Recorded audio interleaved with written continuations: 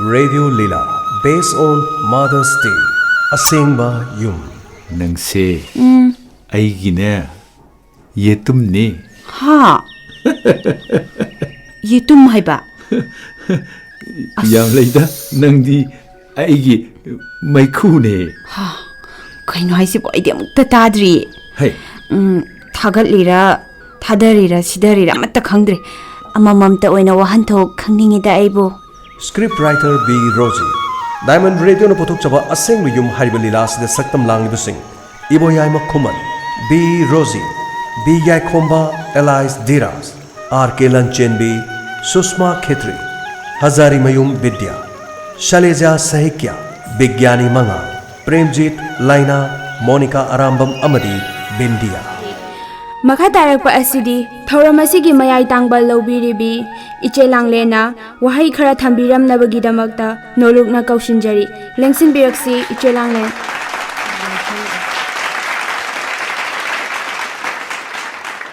Palem gi sangai haina ming thonba oles home asida ima ama leiba hore adubu ima asigi wakanje kitang choiba male aikhoina ngasi gi thorum sigi invitation piba chat halakpa matamda KHETRI amagi kachinda tasillaga tumlaga leirambani Lila asibu direction tawiriba B. Rosie. Lila asigi editor amadi background score da SANJIT SAIKHOM. Nathoy, nangne hayang adan leikhraga ne, noksanabi adeko. Hoi Babung, ado phone toina tawro ko.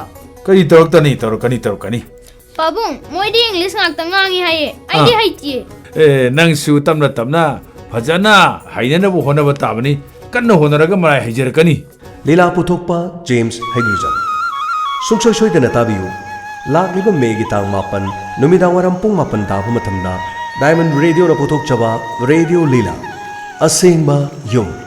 natene aikhoina oles home ama thamjile khallo migi masa mamauduna mama mapa du hena laithor oidra aduga noisu khallune migi mama mapa du aikhoina kayamna thogol toba ngamdorige as aidi ngamjaroi ho phare ise na pamdragana aikhoina toba tare dana asuk yamna mai pakpagi lambida sangsilasida bu kaidobagi tokjarunege Sungsoi soi dana miyamna tabiyu.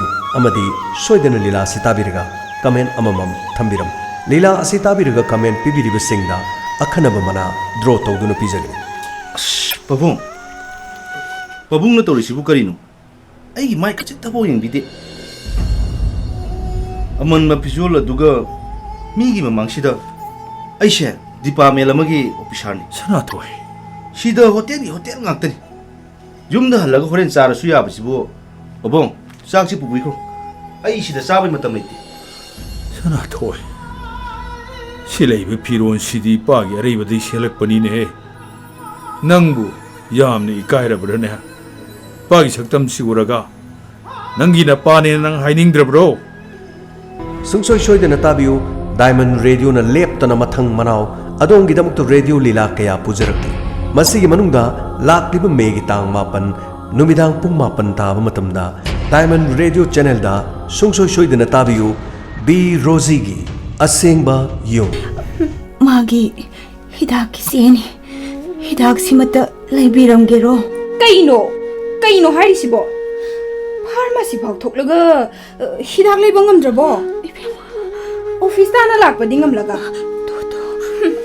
aise arembada wangang na leringi dana matamse ayokre Hariba Radio Lila se Diamond Radio ki channel da taba phangwigani loinana YouTube channel da su like taba phangwigani kusem live ki radio app ta sungsoi soi dana tabiyu amade Akashbani Vivid Bharati gi app asida su tabiba yagani ibungo sanathoy Ima.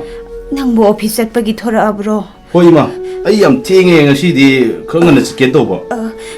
se napabungi hidak kisini hidak simata leibiramu napabung se handak nongmini si masayam sonjille nangbu sangabadi doctor da mukta pubisiro napasi am sonjille ni nongbo Ima. Nuisi kamaina wakan tahandoino. Somdana ina office at ine toisisu sakpok sakpham khangdre. Pare. Sine lairoi ma.